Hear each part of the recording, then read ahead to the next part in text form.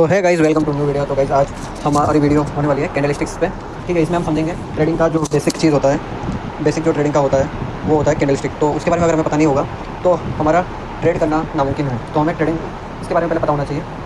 ठीक है, तो आज हम कैंडलस्टिक पैटर्न्स को समझने वाले हैं। कैंडलस्टिक होती क्या है, तो बिना टाइम वेस्ट करें आपको कैंडलस्टिक पैटर्न के बारे में मैं समझाता हूँ और उसके बारे में बताता हूँ। ओके, तो वीडियो को आराम से देखना, नोट्स बनाना साथ में। ठीक है, नोट्स बनाना साथ में। तो आ जाते हैं भाई। सबसे पहले मार्केट में दो कैंडल्स होती है। ओके, मार्केट में दो कैंडल्स होती है, जैसे कि इस पिक्चर में आप देख पा रहे हो। एक होती है ग्रीन कैंडल, एक होती है रेड कैंडल।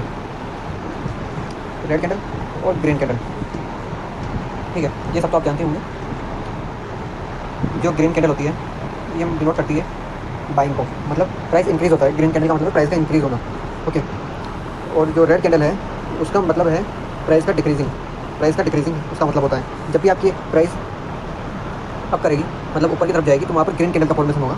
और जब भी आपकी प्राइस नीचे की तरफ जाएगी तो वहाँ पर रेड कैंडल का फॉर्मेशन आप लोगों को देखने को मिलेगा। ठीक है, जैसे कि आप इसमें देख पा रहे हो। इस इमेज में जो ग्रीन कैंडल है ये अपवर्ड का साइन है और जो रेड कैंडल है ये डाउनवर्ड का साइन है। ये सब तो आप लोगों को पता है, पर बेसिक इसका जानना बहुत जरूरी है। तो इसमें जब आप एक कैंडल को देखते हैं तो कैंडल कैसी होती है।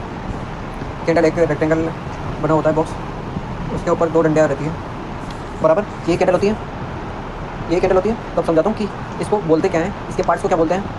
तो बेसिकली जो ये अप साइड की जो डंडी रहती है ना, ये ग्रीन कैंडल की बात कर रहा हूँ मैं, ये ग्रीन कैंडल है। तो इसमें जो डंडी रहती है इसको हम बोलते हैं शैडो, और शैडो हम इसे बोलते हैं। ओके, इसको हम शैडो भी बोल सकते हैं या फिर हम बोल सकते हैं विक्स, WIKS, विक्स हम इसे बोल सकते हैं।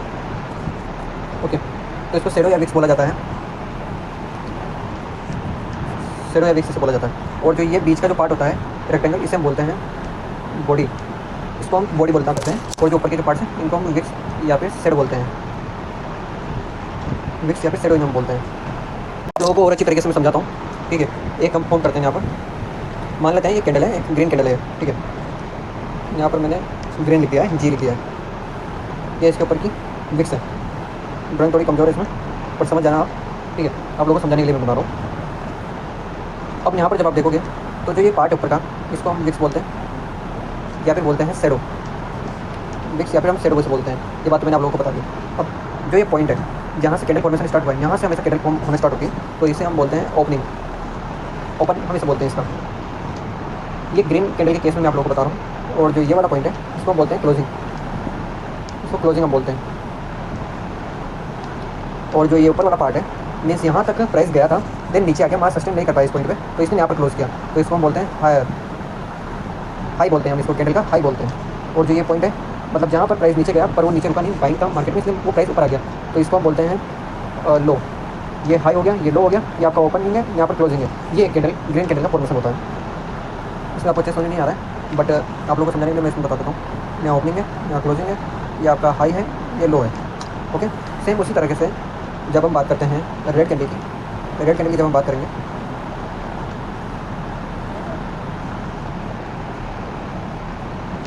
रेड कैंडल की जब बात करते हैं तो यहाँ पर थोड़ा उल्टा होता है सेम, क्योंकि यहाँ पर जो कैंडल का फॉर्मेशन स्टार्ट होता है नीचे से नहीं, ऊपर से फॉर्मेशन स्टार्ट होता है इस पॉइंट से, तो यहाँ पर ये ओपनिंग होता है, इसका क्लोजिंग इस पॉइंट पे होता है, क्योंकि मार्केट में प्राइस यहाँ पर नीचे की तरफ जा रहा है। रेड कैंडल में मार्केट में प्राइस यहाँ पर नीचे की तरफ जा रहा है, उसमें जा रहा है ऊपर की तरफ, तो यहाँ स्टार्टिंग यहाँ से होगा, क्लोजिंग यहाँ होगा, इसमें स्टार्टिंग ऊपर से होगा, क्लोजिंग नीचे की तरफ होगा। ओके, और ये जो आपका रहेगा ये यहाँ पर लो रहेगा, यहाँ पर आपका हाई रहेगा इस पॉइंट पर, बिकॉज प्राइस नीचे की तरफ जा रहा है, तो जितना नीचे तक जाएगा उतना उसका हाई बनेगा।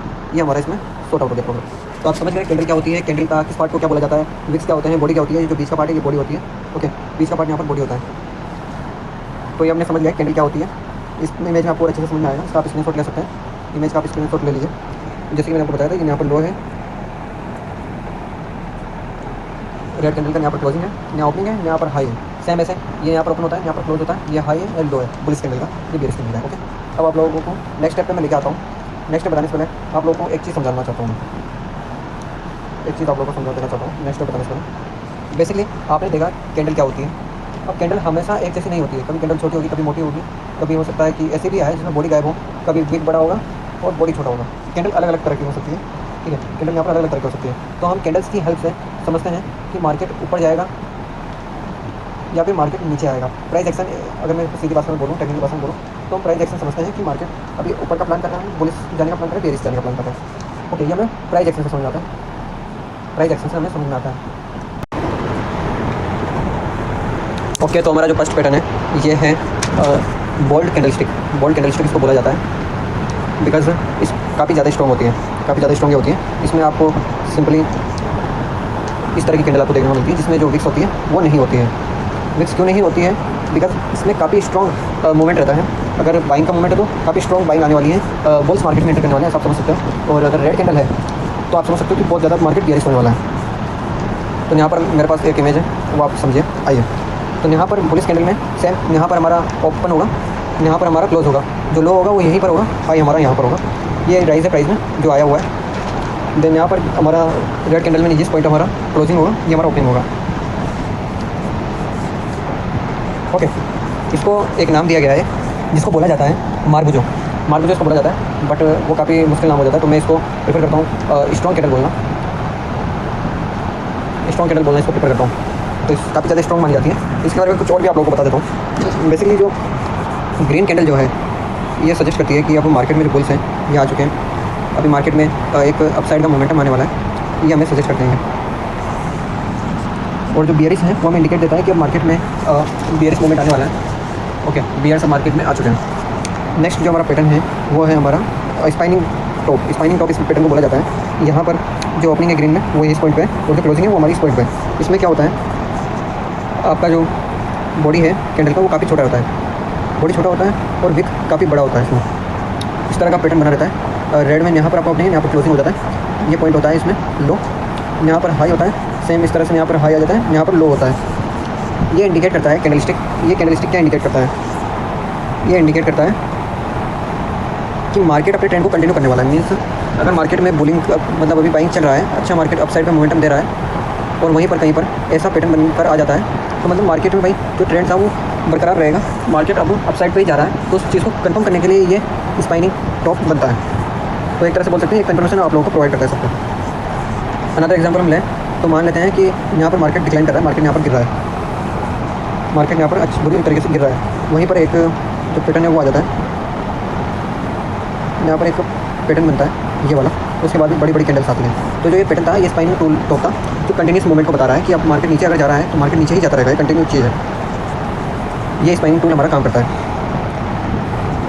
अब जो हमारा अगला जो है कैंडल उसका नाम है भाई डोजी इसका नाम है इस कैंडल का। इसमें क्या होता है, डोजी कैंडल में क्या होता है, बेसिकली डोजी इंडिकेट करता है नॉन डिसीजन को, कि मार्केट अभी डिसीजन नहीं ले पा रहा है कि ये अप साइड जाएगा या नीचे की तरफ जाएगा। एक तरफ से डोजी में क्या होता है, बॉडी का थोड़ा फॉर्मेशन अनविजिबल रहता है, वो दिखता नहीं है आसानी से। डोजी यहाँ पर आप देख सकते हो तीन तरह के होते हैं।